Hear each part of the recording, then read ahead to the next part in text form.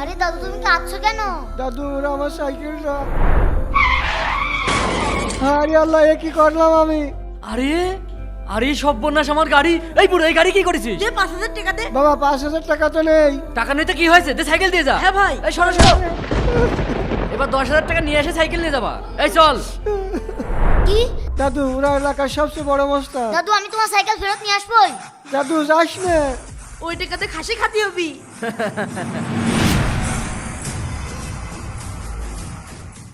এই কি রে তুই?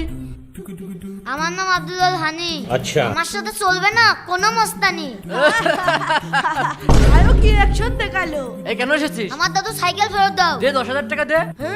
আপনারই দোষ, আপনি রাস্তার মাঝখানে গাড়ি রেখেছেন কেন? মোটরসাইকেল আমার বাড়ি থেকে কিনে দিয়েছি, আমি যেখানে এসে সেখানে চালাবো।